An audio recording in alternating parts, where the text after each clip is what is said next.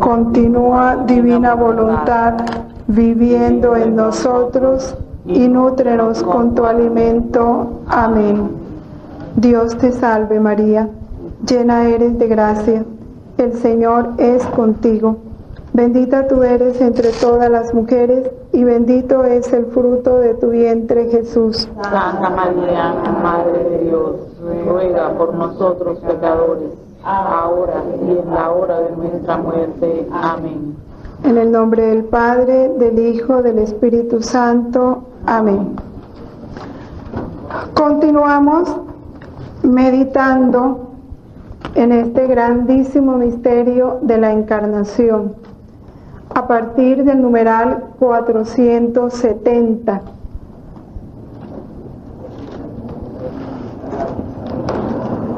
¿Cómo es hombre el Hijo de Dios? Estos numerales nos adentran en el misterio de esa unión hipostática, esa unión de la naturaleza humana con la naturaleza divina en una única persona, que es la persona divina, la segunda persona de la Santísima Trinidad. No olvidemos esta verdad de donde arranca todo. En el Dios hombre solo hay una persona, la divina, con dos naturalezas, una naturaleza humana y una naturaleza divina, porque Jesús no se unió a una persona humana. La segunda persona de la Santísima Trinidad asumió una naturaleza humana, no una persona, sino una naturaleza.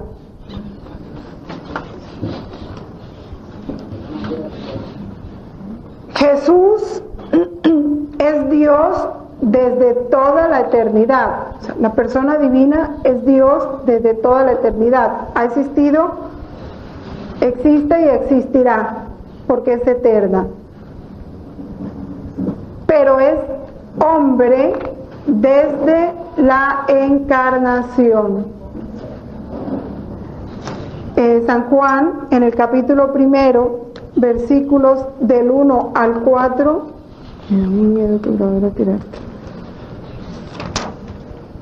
dice: al principio era el Verbo, y el Verbo estaba en Dios, y el Verbo era Dios. Y luego en el versículo 14 dice: y el Verbo se hizo carne, y habitó entre nosotros, y hemos visto su gloria, gloria como de unigénito del Padre, lleno de gracia y de verdad. Entonces, como hombre se inicia en la encarnación, sabiendo que esa humanidad que Cristo asume, esa humanidad se perpetúa, ¿sí? Porque toma esa naturaleza humana para siempre. Por eso en el cielo Jesús está con cuerpo y alma. Su persona divina está unida al cuerpo y al alma de esa naturaleza humana. Y en la Eucaristía de igual manera, ¿sí? Su divinidad permanece unida a su cuerpo y a su alma. Bellísimo misterio, pero así es. No es que cuando ascendió al cielo ya dejó la naturaleza humana, ¿no? La asume y la asume para siempre. El numeral 470 nos dice algunas verdades que vamos a profundizar. La naturaleza humana ha sido asumida, no absorbida.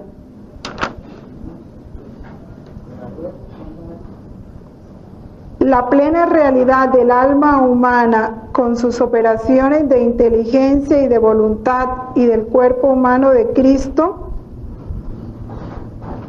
los asumió Jesús. En esa naturaleza humana, ¿cuáles son las características de una naturaleza humana? Toda naturaleza humana tiene cuerpo y tiene alma. Y el alma tiene inteligencia, memoria y voluntad. En Jesús, esa naturaleza humana tenía inteligencia, memoria y voluntad como naturaleza humana, ¿sí? Como hombre, en su naturaleza divina no había memoria, por supuesto, porque como Dios vive en un eterno presente, ¿sí? Pero dice el catecismo, hay que recordar que esa naturaleza humana de Cristo pertenece a la persona divina que la ha asumido. No es que sean dos cosas separadas, ¿no? Todo lo que es y hace en ella pertenece a uno de la Trinidad. Todos sabemos que en la persona humana lo que hace cualquier parte del cuerpo no lo hace eso sino la persona. Tú no dices mi garganta canta, sino yo canto. Tú no dices mis pies caminan, sino yo camino. En Jesús, todo lo que hace la naturaleza humana, su naturaleza humana, como el mirar, como el caminar, como el dormir, son actos de la persona divina. ¿Sí? Por eso dice el catecismo, todo lo que es y hace en ella, en esa naturaleza humana, pertenece a uno de la Trinidad. Por eso los actos de Cristo, habiendo sido actos realizados, ¿sí?, como una en su naturaleza humana, los hace la persona divina. No hay esa separación. De ahí que los actos de Cristo son infinitos, son eternos, son inmensos, tienen toda la repercusión de los actos de un Dios. Son verdades fuertes y sólidas, porque son fundamento de muchas cosas que nos van a dar luz para entender lo que es este gran don de la divina voluntad, vivido en Cristo por naturaleza y en nosotros por gracia. El Hijo de Dios comunica pues a su humanidad su propio modo personal de existir en la Trinidad. Es grande esta verdad. Como es la persona divina la que asume esa naturaleza, Él le comunica a su humanidad, a esa naturaleza humana, su propio modo personal de existir en la Trinidad. Es la segunda persona caminando entre nosotros, ¿sí? Es el te amo de Dios, es el Dios mismo haciendo todo. Esa es la grandeza de la encarnación, que los hombres de su tiempo no alcanzaron a comprender. Es que no eran capaces de comprender. Por eso Jesús se veló detrás de esa humanidad.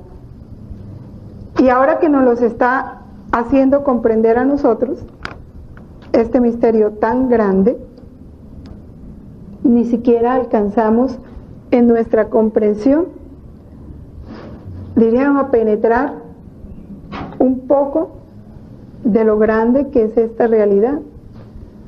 Nos permite así vislumbrarlo, porque moriríamos. Si lo llegáramos a comprender en su realidad, no moriríamos, no alcanzaríamos nos reventaríamos de amor, de gratitud, de asombro. Lo que es un Dios, tomar mi naturaleza, a bajarse tanto por mí, ¿y a son de qué? Porque ¿a cambio de qué? ¿Qué le hemos dado? Ni siquiera la mínima correspondencia que merece. Así, en su alma como en su cuerpo, Cristo expresa humanamente las costumbres divinas de la Trinidad. Es como decir, bueno, ¿cómo vive la Trinidad? Es contemplar a Jesús. Expresa humanamente las costumbres divinas de la Trinidad. Pero esta comprensión nos la da el Espíritu. Eso no nace de la carne. Por eso cuando Pedro le dice, tú eres el Cristo, el Hijo de Dios vivo, él le dice, eso no te lo ha revelado la carne, ni la sangre. Igual a nosotros. El que nosotros, siquiera un minuto, cuando leamos cualquier parte del Evangelio, cualquiera, ya no veamos al hombre, al profeta que hizo milagros, sino que nos detengamos a ver en Jesús las costumbres y los modos divinos, o sea, cómo vive la Trinidad, porque Jesús nos expresó humanamente esas costumbres divinas, y si entramos a penetrar en eso, es obra del Espíritu, porque nosotros jamás podemos llegar. Lo que Dios quiere es que lo deseemos, que nos dispongamos a traspasar esa humanidad para entrar a comer ese fruto de la redención completo. Y el fruto completo es no detenernos en lo que aparece en Jesús, en su humanidad, sino es entrar en esa vida divina que escondió esa humanidad, que es lo que Él nos revela en este reino de su voluntad. Por eso Él dice, el reino de mi voluntad no está centrado en mi humanidad, sino en la vida divina que esa humanidad encerró. Y esa es la que nosotros tenemos que aprender a conocer. Por eso no es ya detenernos en los milagros, en las cosas prodigiosas que hizo, sino en esa vida interior, en esa voluntad divina que movió eso. Es penetrar, es entrar más allá, es traspasar esa humanidad. Y Él nos lo quiere dar, esa capacidad. Y a través de los volúmenes lo vamos entendiendo. Porque es en los volúmenes el que Él nos va mostrando esa vida divina que Él vivió. El comentario que hace Gaudium Spes es muy hermoso. El Hijo de Dios trabajó con manos de hombre, pensó con inteligencia de hombre, obró con voluntad de hombre, amó con corazón de hombre. Amó con corazón de hombre, pero amó como Hijo de Dios, no como hombre. Nacido de la Virgen María, se hizo verdaderamente uno de nosotros, en todo semejante a nosotros, excepto en el pecado. El numeral 516 del Catecismo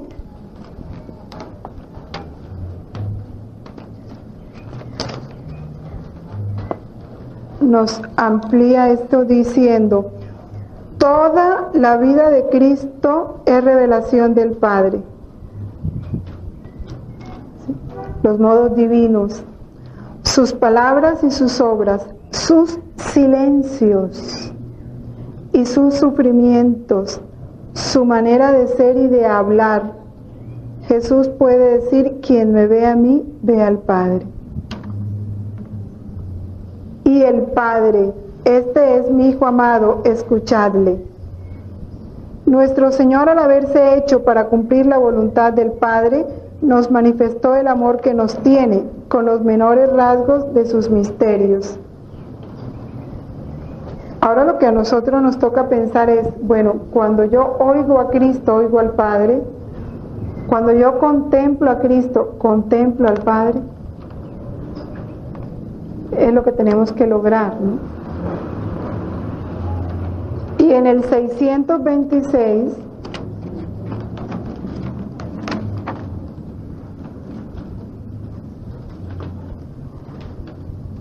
ya que el príncipe de la vida que fue llevado a la muerte, es al mismo tiempo el viviente que ha resucitado.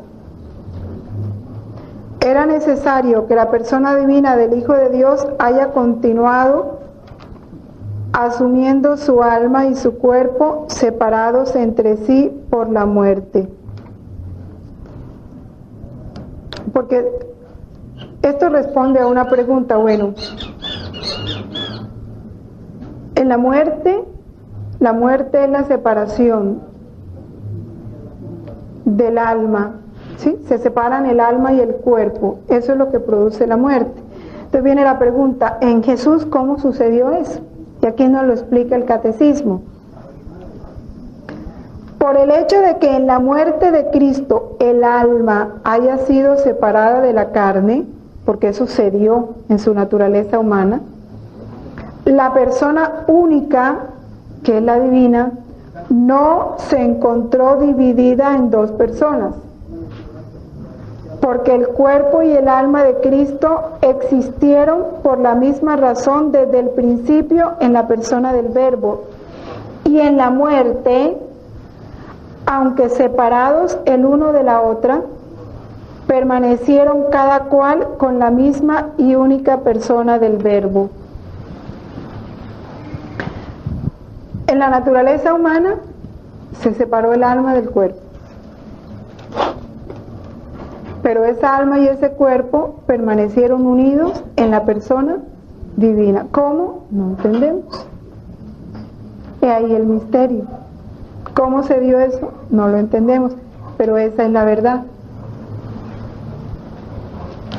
En el 2599,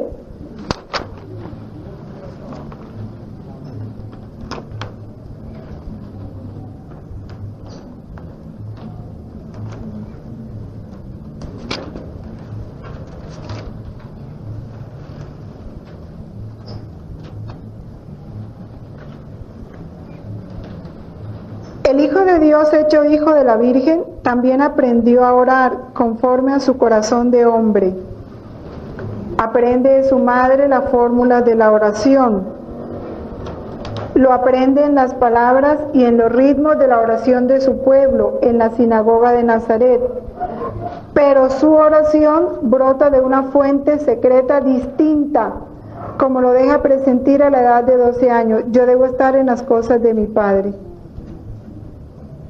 Aquí comienza a revelarse la novedad de la oración en la plenitud de los tiempos. La oración filial que el Padre esperaba de sus hijos va a ser vivida por fin por el propio Hijo único en su humanidad. Aprende a orar como hombre, pero esa oración brota de una fuente divina, ¿sí? Llega al Padre como la oración de su Hijo, de su único Hijo. Vamos a estudiar aquí unos capítulos del volumen 11, 12 y 19. Del volumen 11, en la página 122, y en el nuevo,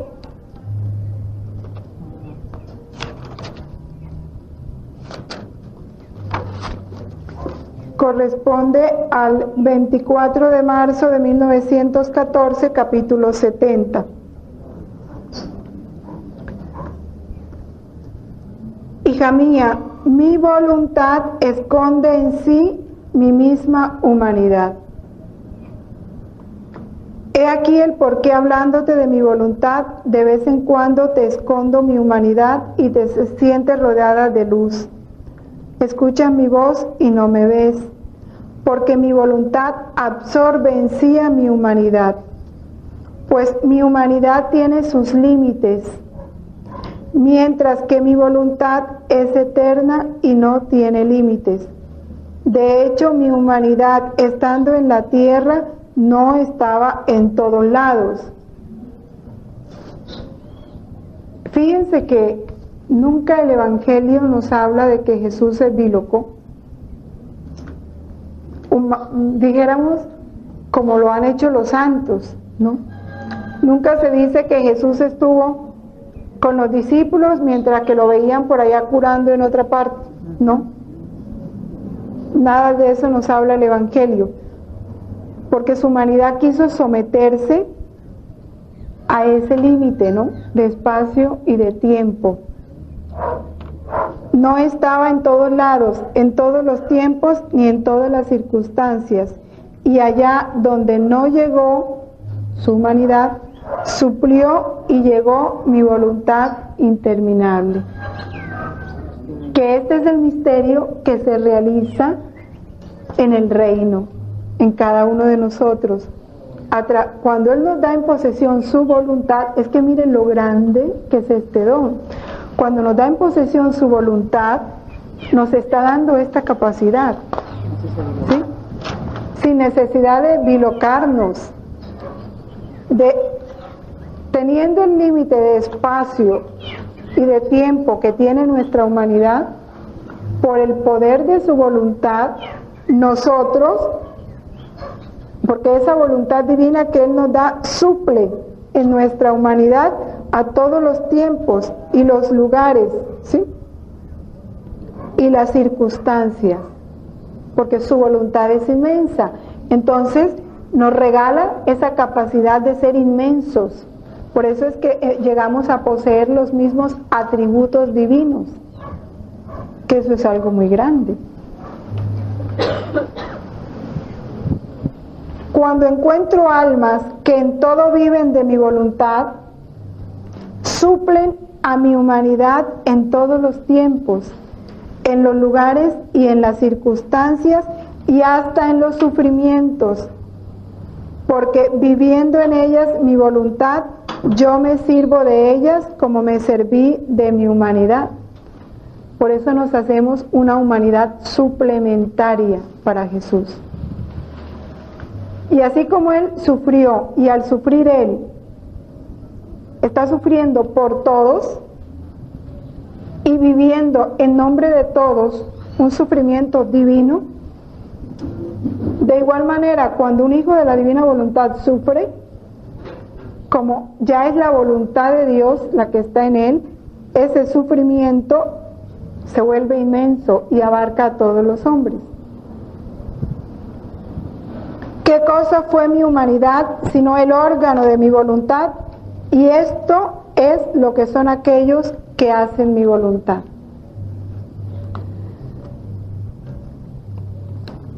En el volumen 12, en la página 229,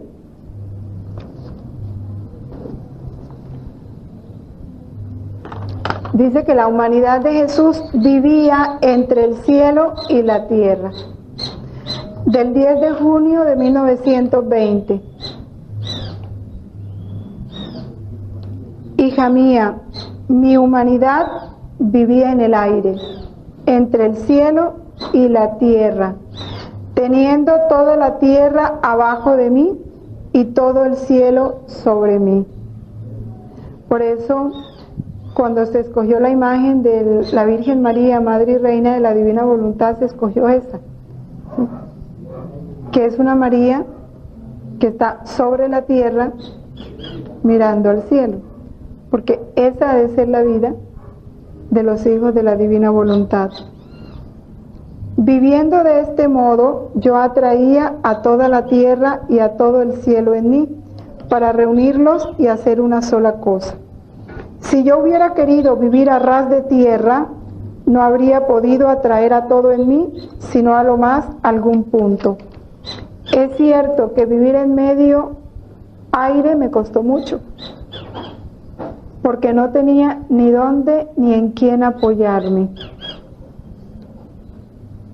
¿Ya ven por qué eso nos quita los apoyos?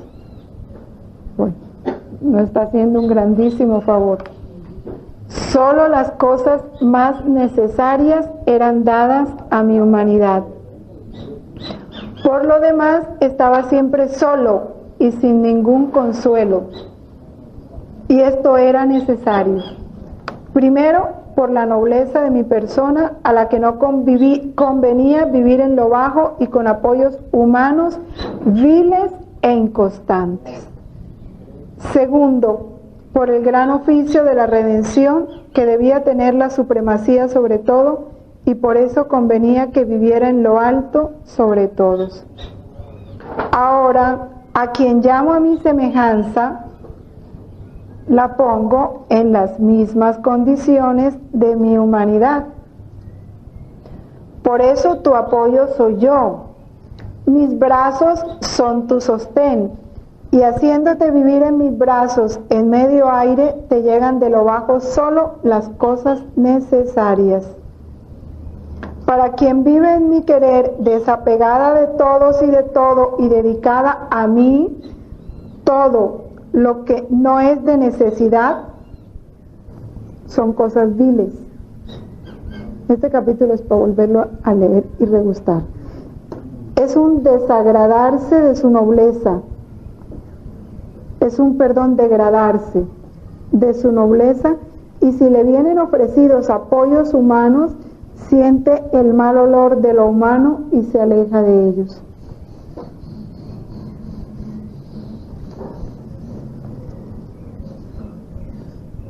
Y en el volumen 19, el capítulo 50,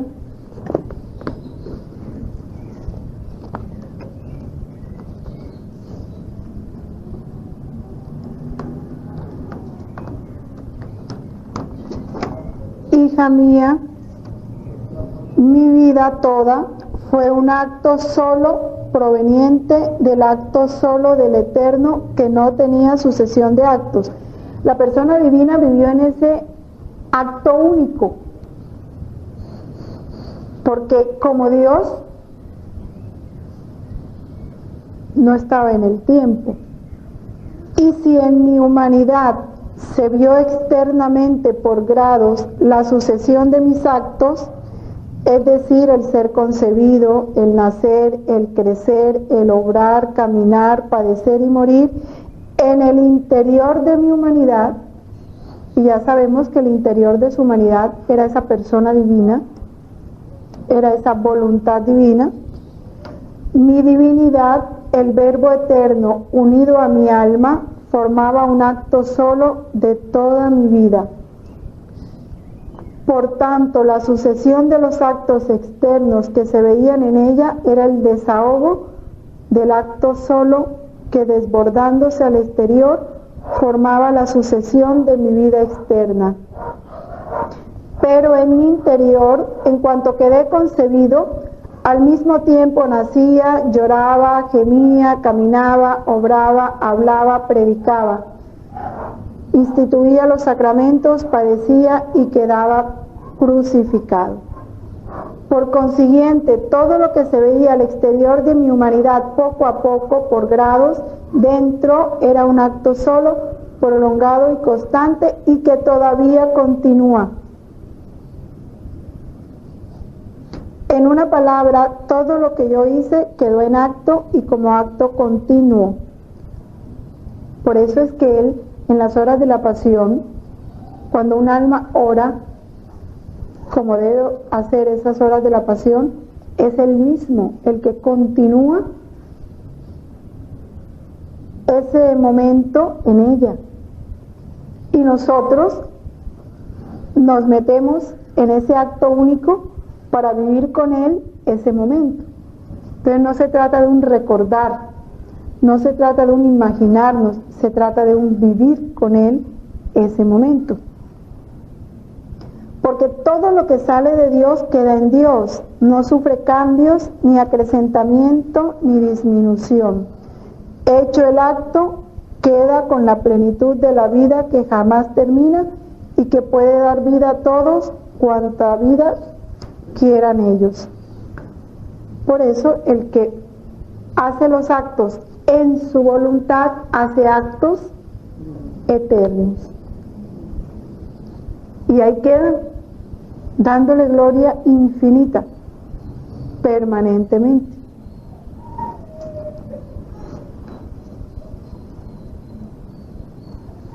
Entramos entonces el siguiente, 471. Vamos a hablar del alma. El alma que tenía una inteligencia, una voluntad y una memoria. Primero vamos a hablar del conocimiento o esa inteligencia de la naturaleza humana y la inteligencia de la naturaleza divina. Porque su naturaleza divina tiene todas las perfecciones de un Dios, ¿no?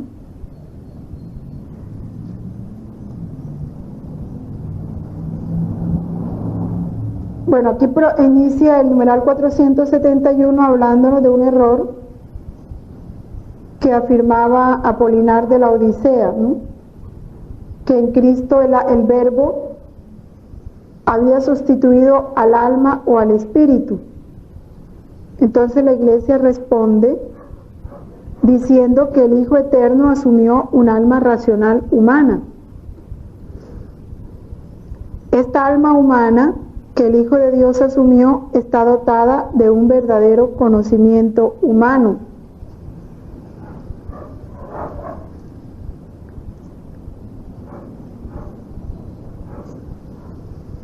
Cuando hablamos de alma, entendamos esto. Cuando se concibe un ser humano,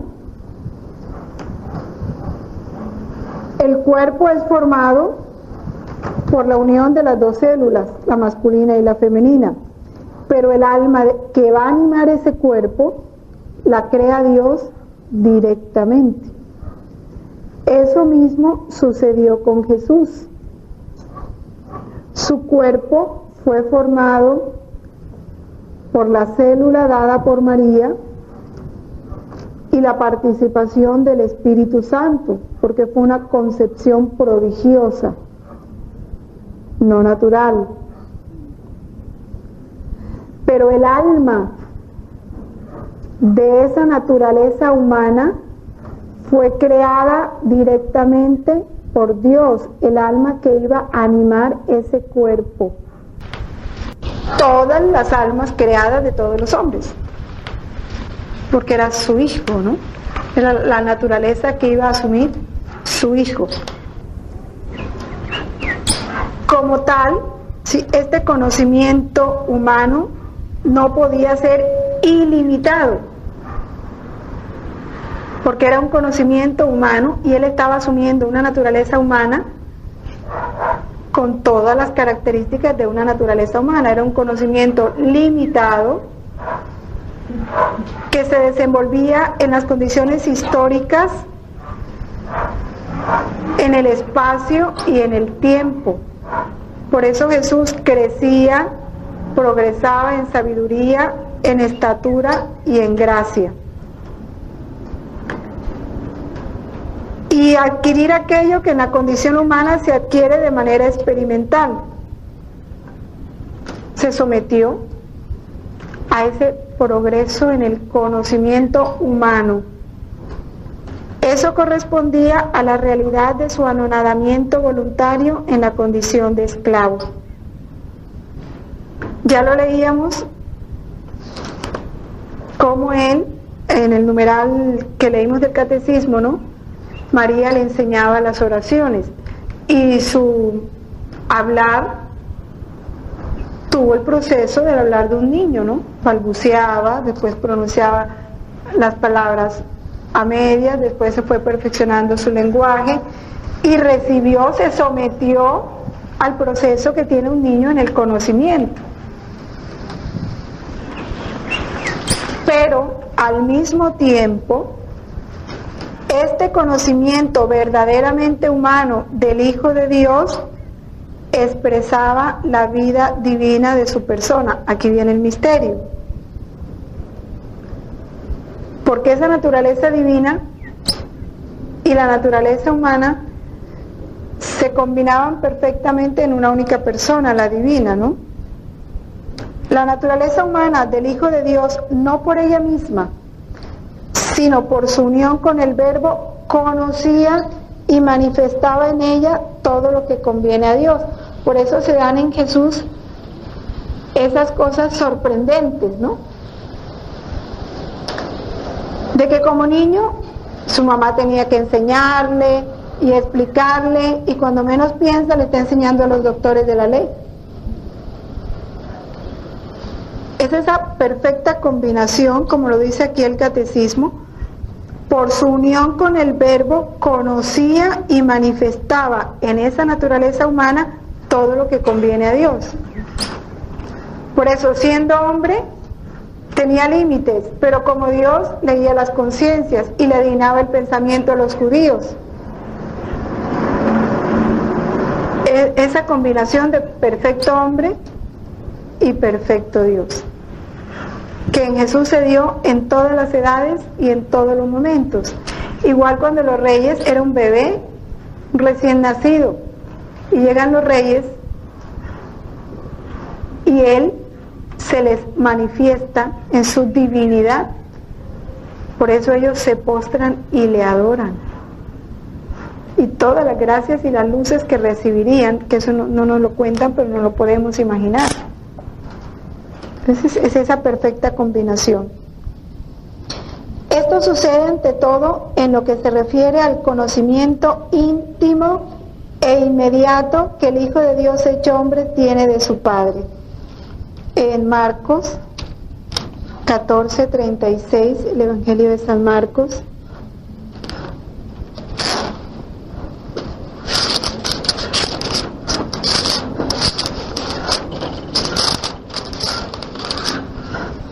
Nos dice, decía, Abba, Padre, todo te es posible, aleja de mí este cáliz, mas no sea lo que yo quiero, sino lo que quieres, lo que tú quieres. ¿Sí? Ahí, y en Mateo 11:27,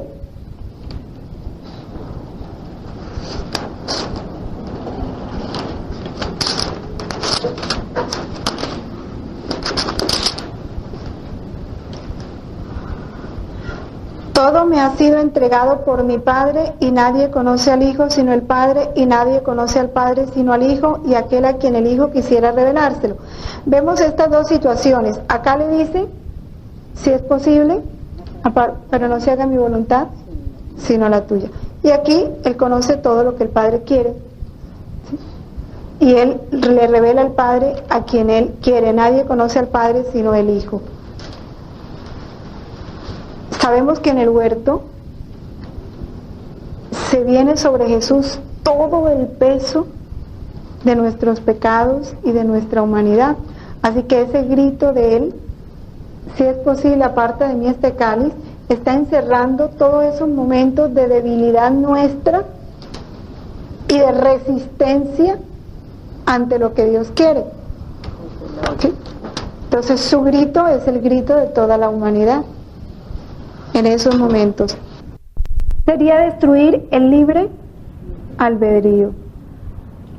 ¿No habría sido más bien como un hijo extraño en casa ajena, que no habiendo trabajado junto con los otros hijos, no tiene derecho a ninguna herencia? Y por consiguiente está siempre lleno de vergüenza, si come, si bebe, porque sabe que no ha hecho ningún acto apropiado para testimoniar su amor al Padre, por lo cual no puede ser nunca digno de su amor. Así pues, la criatura no habría sido nunca digna del amor divino sin el libre albedrío. Por otra parte, es como decirle a Jesús, pero si tú sabes que yo voy a pecar, ¿por qué me dejas pecar? Es que es el libre albedrío. Por otra parte, no debe infringir mi sabiduría creadora, la debe adorar como la adoró y se resignó mi humanidad a recibir los vacíos de la justicia en ella, pero no en la divinidad, porque estos vacíos de la justicia divina se llenan con los castigos de esta vida, con el infierno y con el purgatorio. Por consiguiente, si mi humanidad se resignó a todo esto, ¿quisieras tú tal vez superarme y no recibir ningún vacío del padecer sobre ti para no hacerme castigar a las gentes? El valor del sufrimiento y del dolor.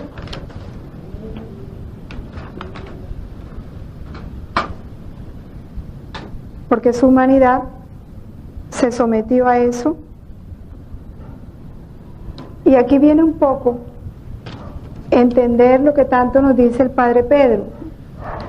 Cuando tenemos seres queridos que queremos convertir de la noche a la mañana. No es tanto obligar o condicionar a la persona, al leer este volumen lo comprendemos, sino más bien hacer lo que hizo Jesús, asumir sobre nosotros el sufrimiento o el precio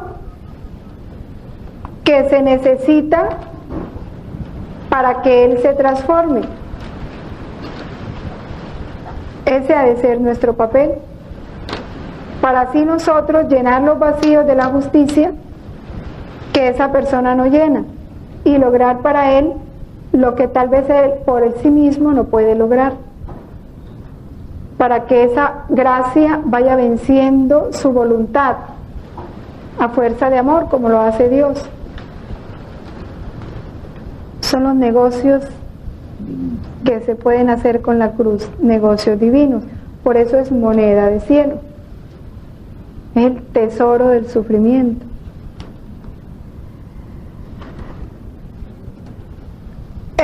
Es participación de la sabiduría de Dios, porque ese es fruto de la sabiduría de Dios. En la carta a los Colosenses, en el capítulo 2, versículos del 2 al 3, nos habla un poco de ese conocimiento divino y dice: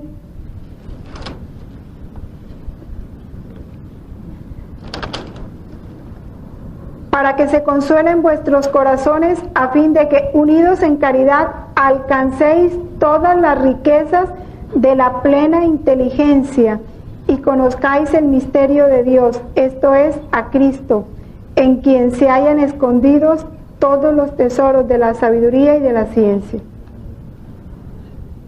En su entendimiento humano, Dios escondió todos los tesoros de la sabiduría y de la ciencia.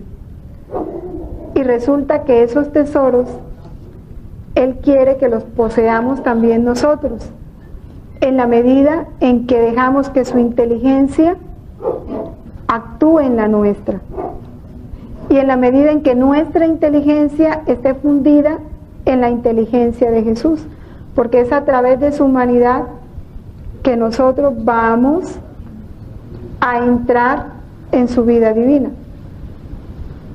Y es a través de su humanidad que Él nos va a regalar la vida divina.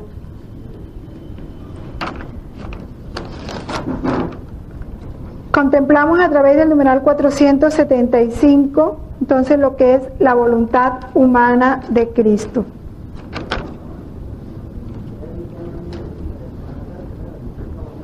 Ya sabemos todos que Cristo tomó una naturaleza humana para encontrar dentro de esta naturaleza humana una voluntad humana y mantenerla sometida a la voluntad de Dios. Así lo dice el Catecismo. Cristo posee dos voluntades y dos operaciones naturales, divinas y humanas. Su voluntad divina hace operaciones divinas, su voluntad humana hace operaciones humanas, no opuestas, sino cooperantes, de forma que el Verbo hecho carne, en su obediencia al Padre, ha querido humanamente todo lo que ha decidido divinamente con el Padre y el Espíritu Santo para nuestra salvación. La voluntad humana de Cristo sigue a su voluntad divina sin hacerle resistencia ni oposición, sino todo lo contrario, estando subordinada a esta voluntad omnipotente. Es muy importante entender esto, porque igual pasa en nosotros. No es que nuestra voluntad humana desaparece, no. Nuestra voluntad humana sigue actuando como voluntad humana. La cuestión está en que por el pecado original esta voluntad humana se separó. El hombre por naturaleza fue creado, por naturaleza, para que su voluntad humana se mantuviera unida a la divina. Y así como en Cristo la voluntad humana hace operaciones humanas y la voluntad divina en nosotros operaciones divinas, pero no opuestas, sino unificadas, lo dice aquí, cooperantes. La voluntad humana se sometía sin resistencia, sin sacrificio, sin dolor, sin trabajo a la voluntad divina, porque todo estaba ordenado. El pecado original rompe esa armonía y en Jesús eso se da en forma perfecta, por eso es el nuevo Adán. Y a esto es a lo que nosotros estamos llamados. Por eso esa voluntad de Cristo era perfecta en su libertad, ¿sí?, de una manera eminente, una voluntad perfecta en su poder, perfecta en su libertad y en su santidad. Por eso Jesús no podía pecar, porque tenía una voluntad humana santa, unificada a la voluntad divina por naturaleza, porque así fue creado el hombre.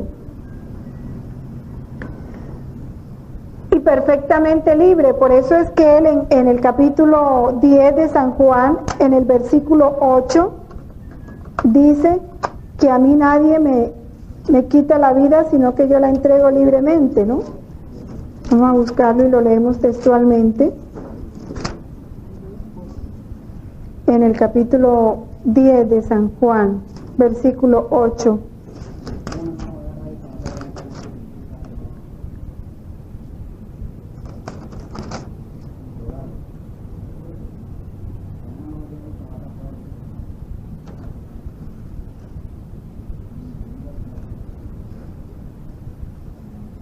No me da. Bueno. Juan 10, 18. Nadie me la quita. Doy mi vida para tomarla de nuevo. Nadie me la quita, soy yo quien la doy por mí mismo. Tengo poder para darla y poder para volver a tomarla. Tal es el mandato que del Padre he recibido. Es la perfección de su voluntad. Es Juan capítulo 10, versículo 18.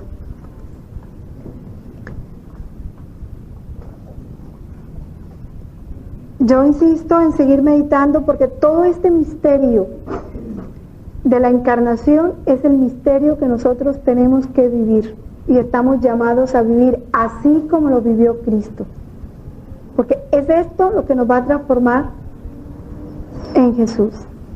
Esa es la vocación a la que hemos sido llamados desde antes de la creación del mundo.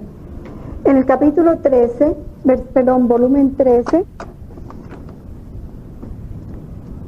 capítulo 44, estamos hablando de esas operaciones humanas. Brevísimo era mi sueño, pero dormía.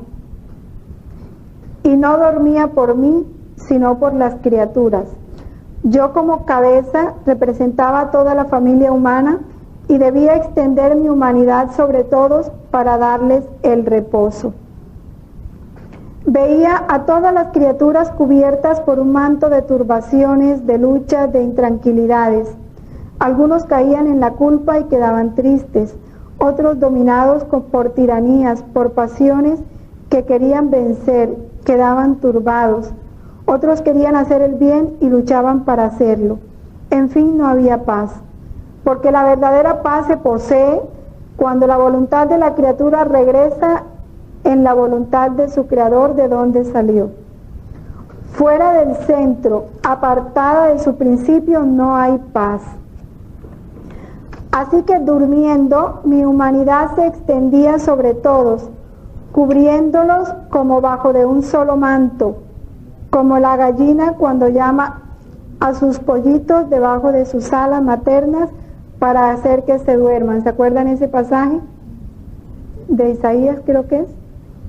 Que así como la gallina recoge sus polluelos, los protege con sus alas. Bueno, así extendiéndome sobre todos, yo llamaba a todos mis hijos bajo mis alas, para darles a unos el perdón de sus culpas, a otros la victoria sobre las pasiones, a otros la fuerza en la batalla. Ya vamos entendiendo por qué se durmió en la barca, ¿verdad? Bueno, ¿qué no estaría haciendo en ese sueño? Para darles a todos la paz y el reposo, y no infundirles temor y darles ánimo. Lo hacía durmiendo. ¿Quién le teme a una persona que duerme? Ahora bien, el mundo no ha cambiado. Por el contrario, más que nunca está en lucha, y por eso quiero que duermas en mi voluntad para poder repetir los efectos del sueño de mi humanidad. ¿Y mis demás hijos dónde están? ¿Por qué no vienen todos a mí para recibir el reposo y la paz? Llámalos junto a mí.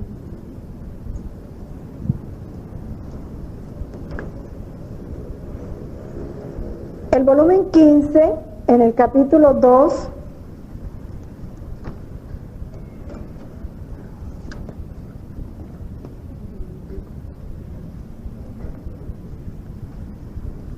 hija mía, yo sufrí todas las penas en mi voluntad, y conforme las iba sufriendo, éstas iban abriendo tantos caminos en mi voluntad para llegar a cada criatura. Si no hubiera sufrido en mi voluntad, la cual todo lo envuelve, mis penas no habrían podido llegar ni a ti ni a nadie, se habrían quedado solo en mi humanidad. Esto nos hace entender la diferencia entre la santidad humana y la santidad divina. Porque en la santidad humana se hacen cosas muy buenas y heroicas, pero con una voluntad humana, que no abarca toda la humanidad. Mientras que en la santidad divina se hacen las operaciones unidas a una voluntad divina, y por eso tienen todo el poder de los actos de Jesús, o sea, actos divinos. Es más, habiéndola yo sufrido en mi voluntad, no solamente se abrían tantos caminos para ir a las criaturas, sino que abrían tantos otros caminos para hacer que las criaturas entraran en mí y se unieran a dichas penas, y que cada una me diera las penas que con sus ofensas me iban a dar todos los siglos. Mientras yo estaba bajo la tempestad de los golpes, mi voluntad me hacía presente a cada criatura para golpearme. Por eso, es una verdad que en la pasión de Cristo todos nosotros lo estábamos flagelando, lo estábamos coronando de espinas, lo estábamos escupiendo, porque Él en ese acto hacía presente a todas las criaturas. De manera que quienes me flagelaron no fueron solamente aquellos que lo hicieron el día de mi pasión, sino todas las criaturas de todos los tiempos que con sus ofensas habrían concurrido a la bárbara flagelación, y así en todas las demás penas. Todas estaban presentes ante mí, nadie se escapó. Por eso mis penas fueron, oh, cuánto más duras y múltiples que las que se vieron.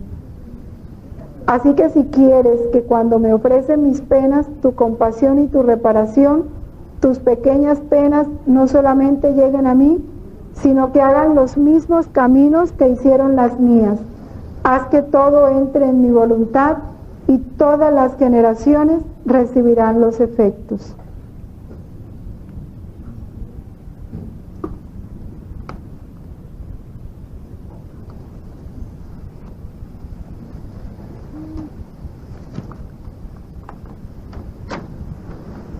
Para ilustrar más, en el volumen 16, esto pues, ¿qué importa? ¿Están muy cansados?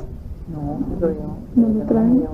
Bueno, capítulo 6, Volumen 16, capítulo 6. y capítulo 25.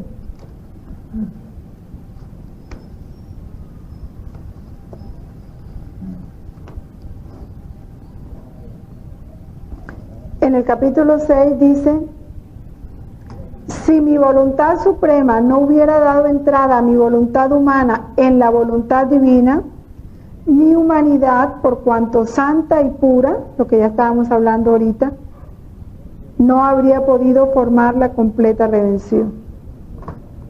A mi voluntad humana le hubiera faltado la omnividencia y por lo tanto no habría podido ver a todos. Le hubiera faltado la inmensidad y no había podido abrazar a todos. La omnipotencia y no habría podido salvar a todos. La eternidad y no habría podido tomar todo como en un punto solo y remediar todo. Así que la primera parte en la redención la tuvo mi divina voluntad, la segunda mi humanidad. Si no fuera por la voluntad divina, la redención hubiera sido de pocos y limitada en el tiempo. Así que para poder formar la redención no hice otra cosa que abrir las puertas de la voluntad suprema a mi humanidad. Puertas que el primer hombre habría cerrado y dándole campo libre la hice obrar la redención en el mismo seno de ella. Desde entonces hasta ahora ningún otro ha entrado en mi querer divino para poder obrar como dueño, con plena libertad, como si fuera suyo, para poder gozar de todo el poder y los bienes que contiene. Entonces allí pueden continuar leyéndolo, eso era lo principal. Para formar la redención fue necesario que mi humanidad y voluntad humana tuvieran entrada en esta divina voluntad. Y ahora es necesario que para el cumplimiento del fiat voluntas tua, como en el cielo así en la tierra, abra de nuevo las puertas de la voluntad eterna y haga entrar a otra criatura para que haga lo mismo que hizo Jesús, que fue Luisa, ¿no? Y detrás de ella todos los que quieran entrar a vivir en este reino para tomar posesión de esa voluntad divina. Y en el capítulo 25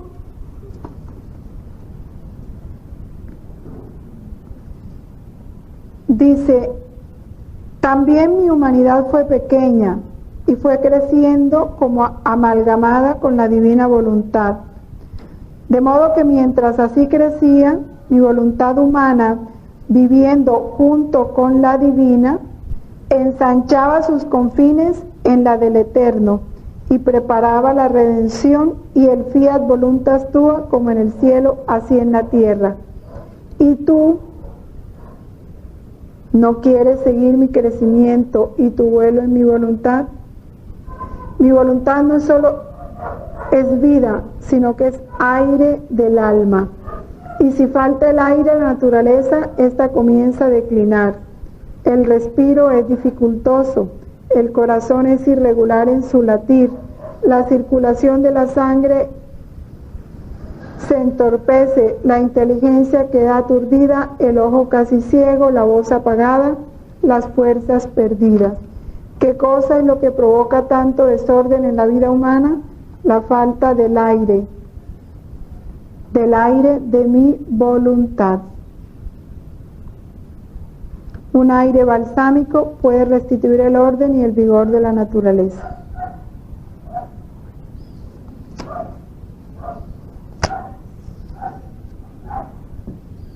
Vamos a hablar del cuerpo de Cristo en el numeral 476 y 477. Antes de pasar, es importante entender que la voluntad de Cristo era impecable. Entre sus perfecciones estaba la impecabilidad y la integridad. En Jesús no había concupiscencia, por eso no había inclinación al mal.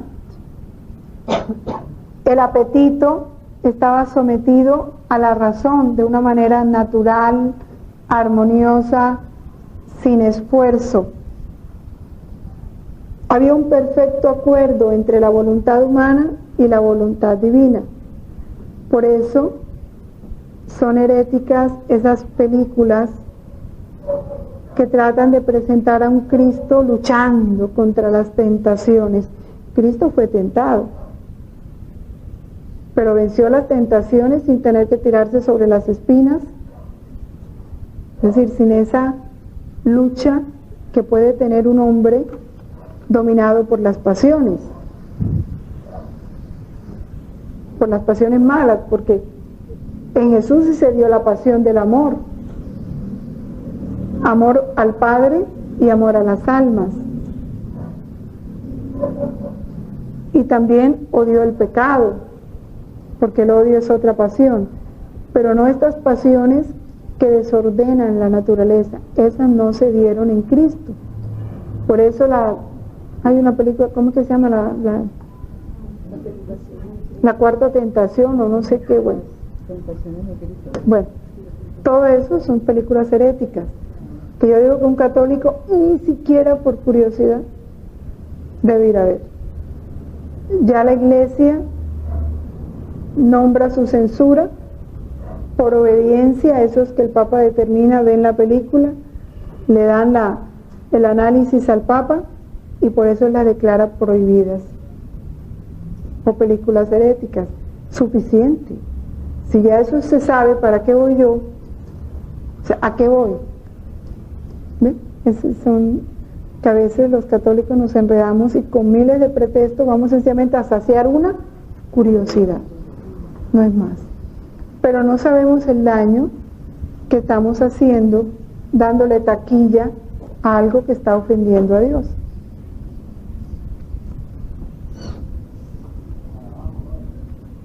Entonces pasamos al verdadero cuerpo de Cristo. Ya habíamos dicho que este cuerpo Jesús lo asumió, por eso se puede pintar la faz de Jesús. En el séptimo concilio ecuménico, la Iglesia reconoció que es legítima su representación en imágenes sagradas, pues cuando eso no había cámaras de fotografía ni videos.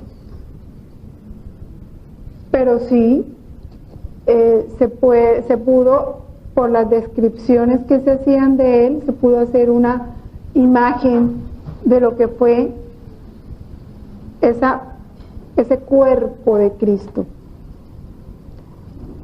La Iglesia también ha admitido que en el cuerpo de Jesús, Dios, que era invisible en su naturaleza, se hace visible. Lo invisible se hace visible en Jesús. Por eso Él dice, quien me ve a mí, ve al Padre. Y yo digo, los ojos puros, como los de Juan, como los de María, tenían que haber contemplado en Jesús toda la belleza de un Dios. Y por eso los santos, a quienes se les ha permitido ver la humanidad de Cristo, quienes se les ha aparecido el Sagrado Corazón, entran en éxtasis, porque es ver lo invisible en eso que se les hace visible. ¿Sí? Sor Faustina y todos los santos que... Y se acuerdan en el video este señor Marino como dice,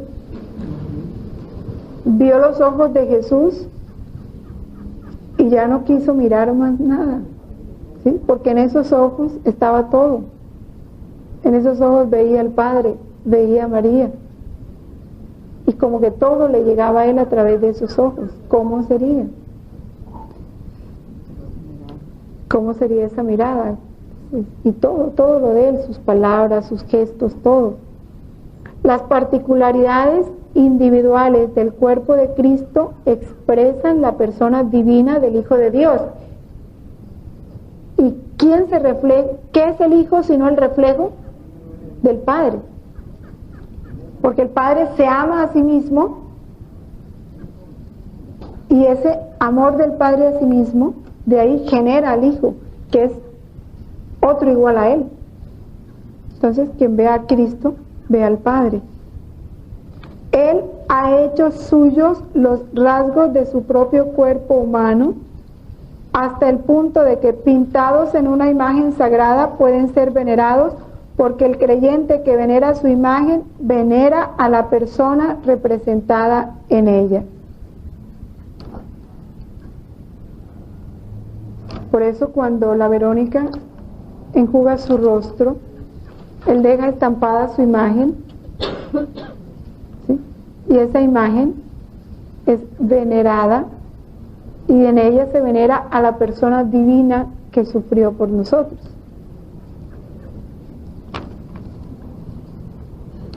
En Lucas capítulo 24, versículo 39,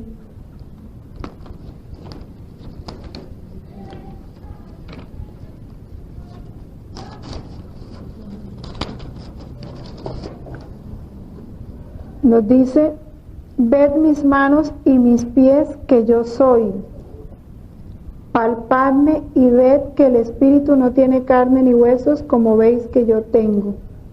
Diciendo esto, le mostró las manos y los pies. Y come delante de ellos, pero ese es, ya está Jesús glorificado, ¿no? Ya ha vencido la muerte. Esto sucede después de la resurrección, cuando le dice esto a Tomás. Entonces, es su cuerpo, expresa toda su divinidad. También porque ya saben que hemos sido censurados porque se veneran imágenes, ¿no? Su humanidad merece adoración. ¿Recuerdan ese? Yo creo que se lo leí, ese capítulo, mi memoria es pésima, no sé de qué volumen, es de los, no sé si del 24 o 28, donde habla de cómo esa divinidad, como esa voluntad divina se desbordaba en la humanidad de Cristo. Como la voluntad divina es inmensa y la humanidad es limitada, la voluntad divina no pudo limitarse a su humanidad, se desbordaba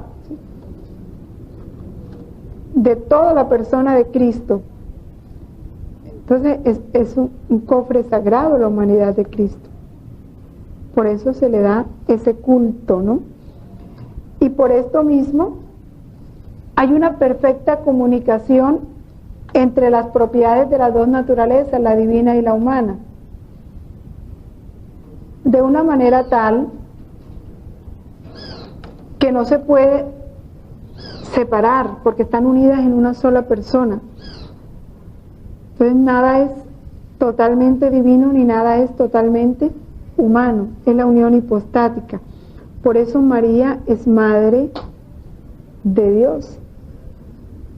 No como dicen algunos que María es la mamá del hombre, no. Porque hay una sola persona, la divina. La única, en Jesús hay una única persona, la divina, y María es madre de esa persona divina, que se encarna y asume la naturaleza humana. De ahí nace ese dogma de María, Madre de Dios, de este misterio de la unión hipostática de las dos naturalezas en una única persona. En el volumen 13, capítulo 55,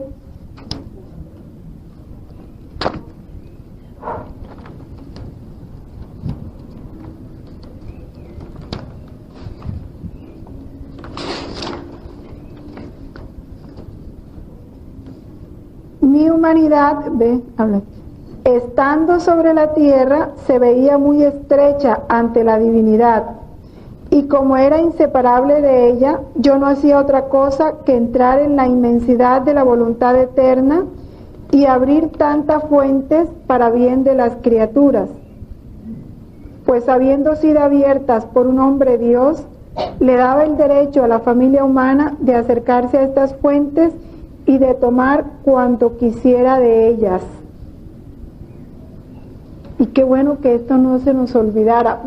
Debemos, yo no digo podemos, debemos tomar de la humanidad de Cristo y de este misterio de la redención todo. Formé la fuente del amor, de la oración, de la reparación, la fuente del perdón, la de mi sangre, la de la gloria.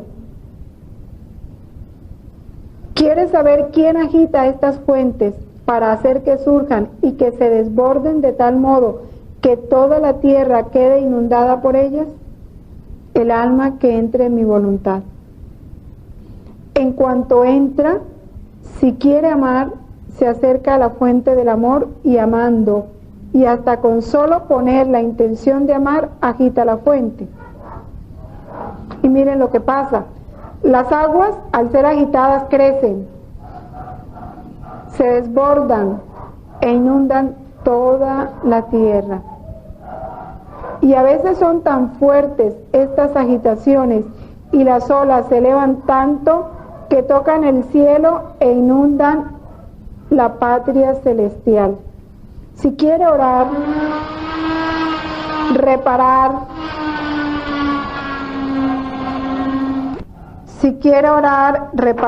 impetrar el perdón por los pecadores, darme gloria, agita la fuente de la oración, o de la reparación, o del perdón, y estas fuentes surgen, se desbordan e inundan a todos. ¿Cuántos bienes no impetró mi humanidad para el hombre? Dejé las puertas abiertas para que pudieran entrar a placer, pero qué pocos son los que entran. Nos resistimos a entrar.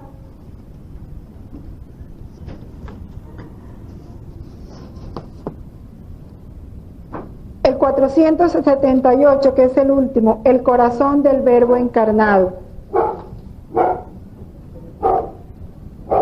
Jesús, durante su vida, su agonía y su pasión, nos ha conocido y amado a todos y a cada uno de nosotros, y se ha entregado por cada uno de nosotros.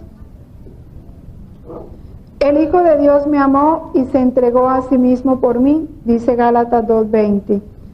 Nos ha amado a todos con un corazón humano. Por esta razón el Sagrado Corazón de Jesús, traspasado por nuestros pecados y para nuestra salvación, es considerado como el principal indicador y símbolo del amor con que el Divino Redentor ama continuamente al Eterno Padre y a todos los hombres. Les voy a leer los volúmenes donde se habla específicamente de este corazón y leemos algunos. En el volumen 6, el capítulo 126.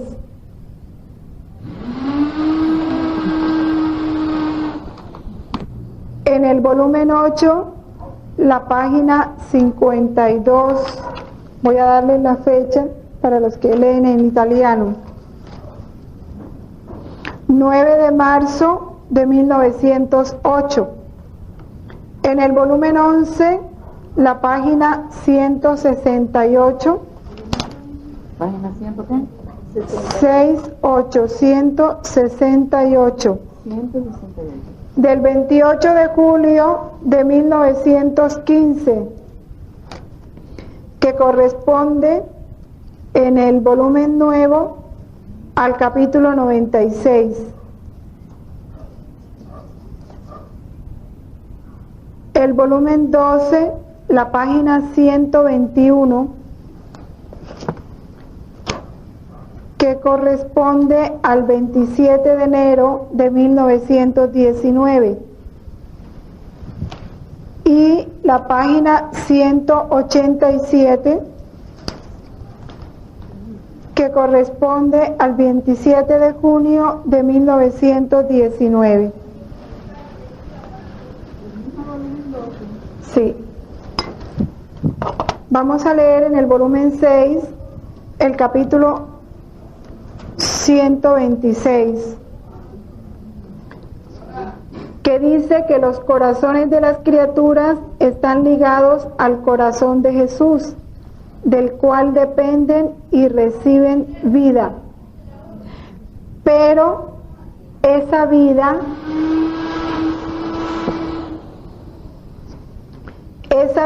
solo la perciben quien le corresponde.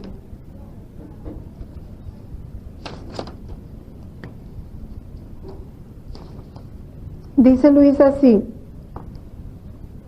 esta mañana Jesús al venir me hacía ver su amabilísimo corazón, y de dentro salían como muchos hilos resplandecientes de oro, de plata, rojos, y parecía que formaban una red, y unían hilo por hilo todos los corazones humanos.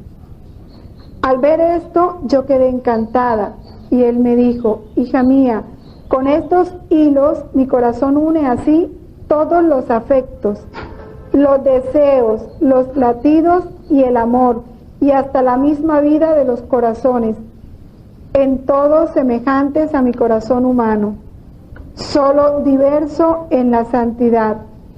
Y habiéndolos unido desde el cielo a medida que se mueven los deseos míos, el hilo de mis deseos excita los deseos de ellos. Si se mueven los afectos, el hilo de mis afectos mueve sus afectos. Si amo, el hilo de amor excita el amor de ellos, y el hilo de mi vida les da la vida. Oh, qué armonía entre el cielo y la tierra, entre mi corazón y los corazones humanos. Pero esto lo percibe solo el que me corresponde.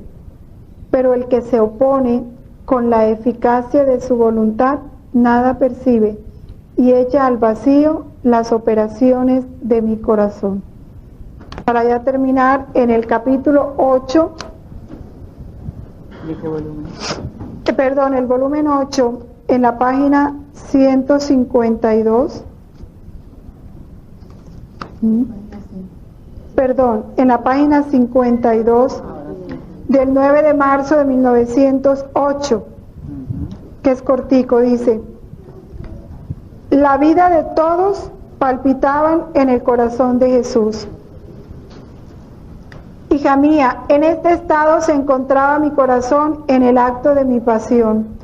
En mi corazón palpitaban todas las vidas humanas, que con sus pecados todas estaban en actitud de darme la muerte, y mi corazón, a pesar de la ingratitud de todas, arrebatado por la violencia de mi amor, les restituía a todos la vida. Por eso palpitaba tan fuerte.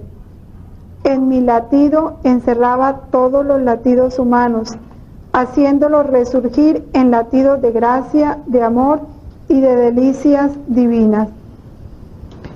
Vale la pena que cuando meditemos estos textos lo hagamos tan profundamente que no sintamos esto como palabras bonitas, sino como una realidad, como meternos en esta verdad, por lo menos para empezar a gustarla, agradecerla y a corresponderle.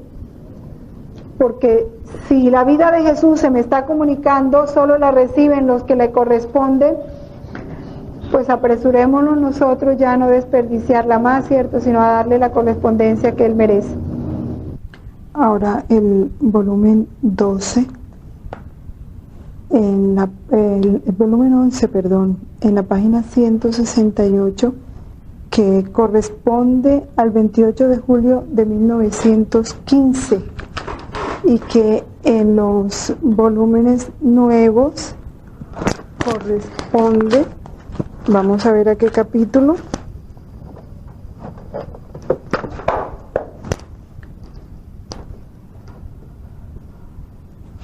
Corresponde al capítulo 96 del 28 de julio. Sí. Dice así: hija mía, quien hace mi voluntad está tan fundido conmigo que su corazón y el mío forman uno solo. Y así como todas las almas que se salvan por medio de este corazón, y en el momento en que se detiene el pálpito, emprenden el vuelo a la salvación, saliendo por la boca de este corazón, así también le daré al alma el mérito de esas almas que se han salvado, habiendo querido ella junto conmigo la salvación de esas almas, y por haberme servido de ella como vida de mi propio corazón.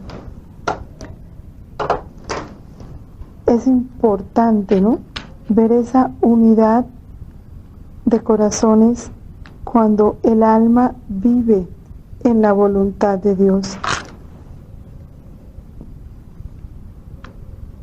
En el mismo volumen, es en el volumen 12, en la página 121. Vamos también a mirar lo que allí nos dice para que comprendamos la riqueza de este corazón de Cristo.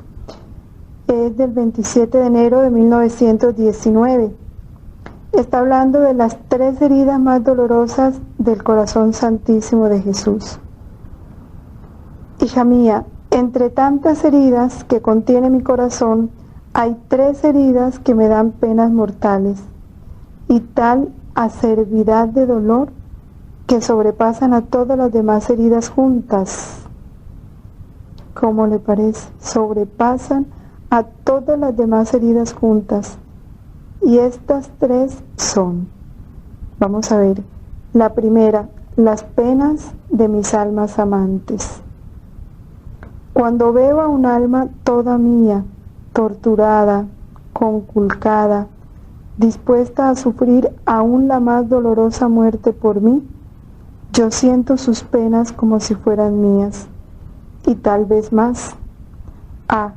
El amor sabe abrir heridas más profundas, tanto que hacen que las demás heridas no se sientan. En esta primera herida entra en primer lugar mi querida mamá. Oh, cómo su corazón traspasado por causa de mis penas se derramaba en el mío, y yo sentía a lo vivo todas sus heridas, y al verla agonizante y no morir por causa de mi muerte, yo sentía en mi corazón lo acerbo y la crudeza de mi martirio, y sentía las penas de mi muerte que sufría el corazón de mi mamá, y mi corazón moría junto. Así que todas mis penas, unidas con las sufridas por mi mamá por causa mía, sobrepasan todo. Por eso era justo que mi celestial mamá tuviera el primer lugar en mi corazón, tanto en el dolor como en el amor, porque cada pena sufrida por mi mamá, por amor mío, habría mares de gracia y de amor que se volcaban en su corazón traspasado. En esta herida entran todas las almas que sufren por causa mía y solo por amor a mí. En esta herida entras tú, y aunque todos me ofendieran y no me amaran, yo encuentro en ti mi amor que puede suplirme por todos. Por eso cuando todas las criaturas me arrojan y me obligan a huir de ellas, yo, ligero, vengo a refugiarme en ti como a mi escondite. Y encontrando todo mi amor en ti, no me arrepiento de haber creado cielos y tierra, ni de haber sufrido tanto. Un alma que me ama y que sufre por mí es todo mi consuelo, mi alegría, mi felicidad y la compensación de todo lo que he hecho. Y haciendo a un lado todo lo demás, me gozo y me entretengo con ella. Esta primera herida de amor de mi corazón, aun cuando es la más dolorosa y sobrepasa todo, contiene dos efectos al mismo tiempo. Me da intenso dolor y sumo gozo, amarguras indecibles y dulzuras indescriptibles, muerte y vida, vida gloriosa. Son los excesos de mi amor inconcebibles a mente creada. Y cuántos contentos no encontraba mi corazón en los dolores de mi traspasada mamá. La segunda herida mortal de mi corazón es la ingratitud. La criatura con la ingratitud cierra su corazón y ella misma da dos vueltas a la chapa y mi corazón se hincha porque quiere derramar gracias y amor y no puede.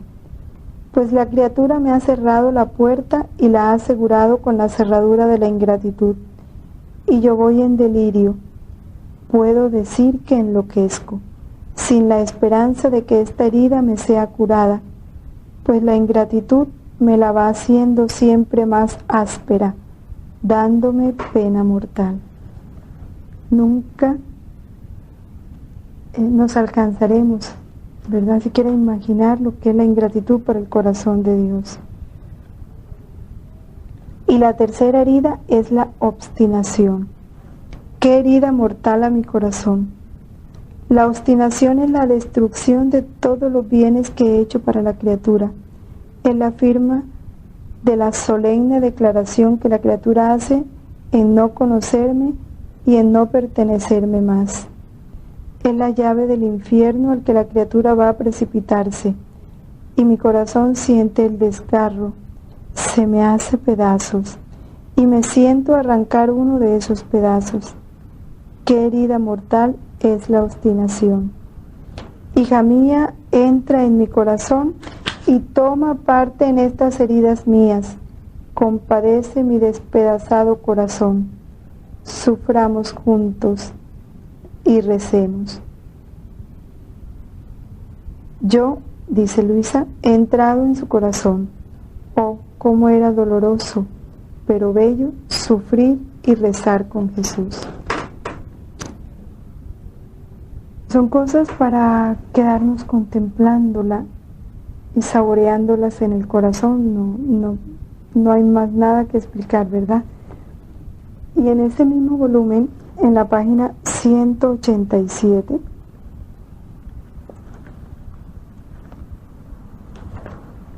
habla de el corazón de Jesús como un manantial de gracia y de gloria. Hija mía, por cuantas virtudes practicó mi corazón, tantas virtudes se iban formando en él, y al irse formando hacían brotar innumerables ríos que llegaban hasta el cielo, y glorificaban dignamente al Padre a nombre de todos. Estos ríos descendían después del cielo en favor de todas las criaturas. Ahora, también las criaturas, conforme practican las virtudes en sus corazones, se forman las pequeñas fuentes que hacen brotar sus pequeños ríos que desembocan en los míos, y ascendiendo junto con los míos, glorifican al Padre Celestial, y descienden en favor de todos, formando una armonía tal entre el cielo y la tierra, que los mismos ángeles quedan sorprendidos ante tan encantadora vista. Por eso se atenta en practicar las virtudes de mi corazón para hacerme abrir los manantiales de mis gracias. Y es aquí para que recordemos las dos principales virtudes de su corazón, ¿no? Aprended de mí, que soy manso y humilde de corazón. Son las dos virtudes de las que él habla así específicamente, como virtudes propias de ese corazón divino. Centrándonos pues ya para finalizar este capítulo y dándole así un vistazo rápido al resumen, tenemos que guardar muy dentro de nuestro corazón que ese don del Padre, su verbo, que es sustancial con él, se hizo carne sin perder la naturaleza divina. Asumió una naturaleza humana en una misma persona. Por eso Jesucristo es verdadero Dios y verdadero hombre. Es el único mediador entre Dios y los hombres. Es ese puente, ese anillo. Estas dos naturalezas, la divina y la humana, no confundidas, sino unidas en esa única persona del Hijo de Dios. Por tanto, como verdadero Dios y verdadero hombre, tiene una inteligencia y una voluntad humana perfectamente de acuerdo y sometidas a su inteligencia y a su voluntad divina que tiene en común con el Padre y el Espíritu Santo. Por eso la encarnación es el misterio de la admirable unión de la naturaleza divina y la naturaleza humana en la única persona del Verbo. Yo les invito a retomar muchísimas veces este misterio de la encarnación. Esta vida del Hijo de Dios en la tierra, porque esa que Él vivió por naturaleza es la que nosotros estamos llamados a vivir por gracia. Y así como con esa voluntad humana unida perfectamente a la divina, Él vivió glorificando al Padre a nombre de todos.